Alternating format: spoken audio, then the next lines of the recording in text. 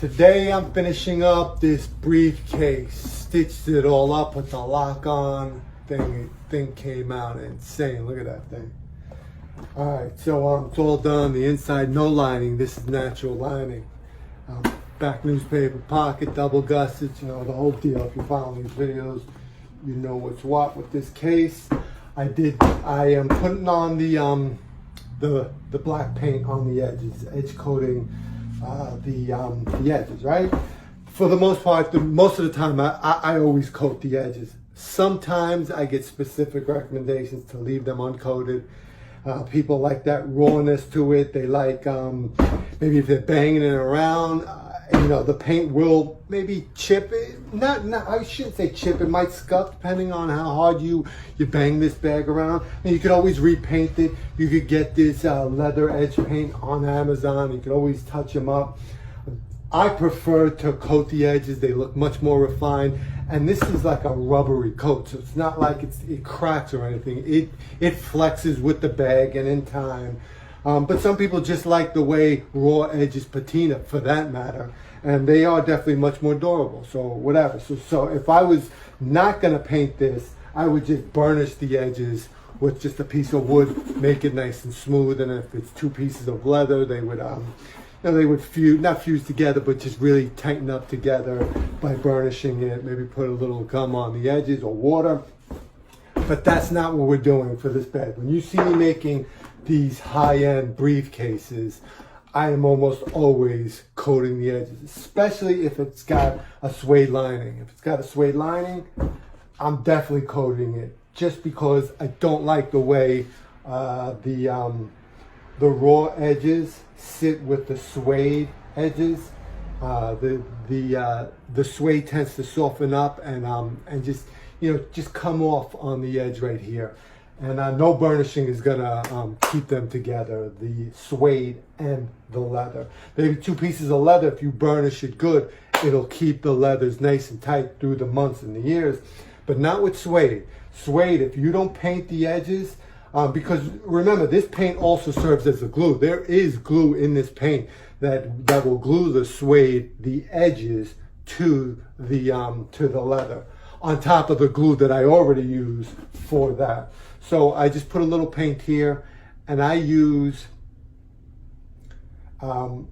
this little sponge to paint the edges. You could use machines. I've had machines to mass produce belt painted edges and other items. Even these bags, there are many different types of way. There are little rollers. I have them. I've probably used everything. I like to do it this way because I can control the paint where it goes, how messy it is, which is not messy at all. So I can control that. The only thing that sucks is it takes a long time, because this is not just one coat. This is multiple coats. This is maybe 5, 6, 7 coats, depending on the leather, depending on how dry or wet or how waxy the leather is. So there's definitely lots of coats. So that's what I'm doing. I'm putting the first coat on this side, and then this bag is pretty much done. And it does go on thick. At times, in between coats, there might be little pieces of paint that ball up, and so what I do is I'll just take a hot iron and I'll try to melt that down to get a nice smooth edge.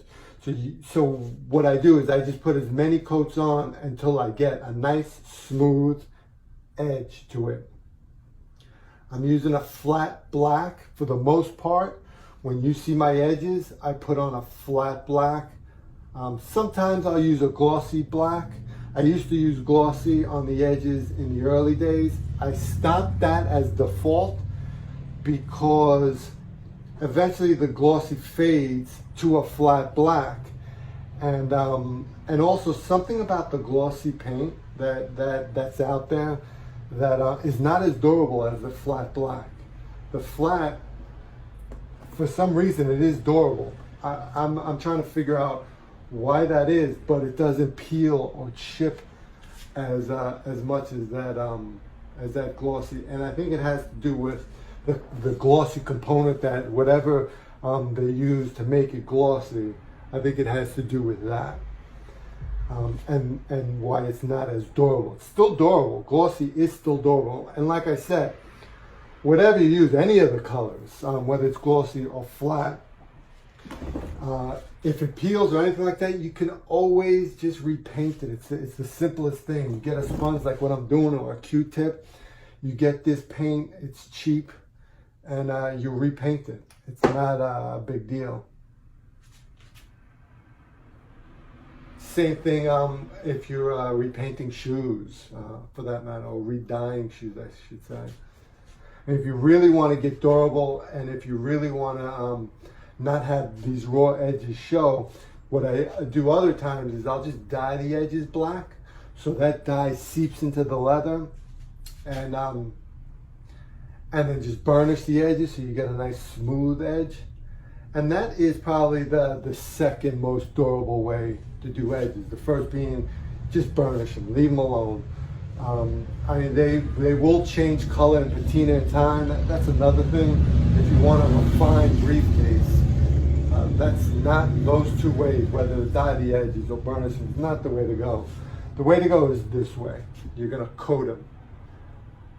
And it's not technically a paint. Well, I guess it is a paint. You're coating it. But what I'm putting on is latex. It's rubbery. It moves with the bag, and it's durable. It glues helps to glue the pieces together on the edge.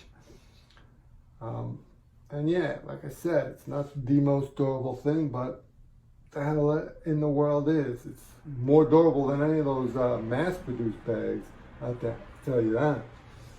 All right, so that's one coat. This bag is almost done. Briefcase. Sometimes they call it a bag, briefcase, whatever the hell.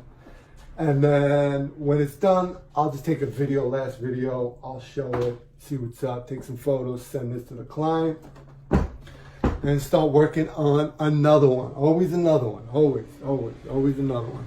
Thank God, always another one. All right, see you guys.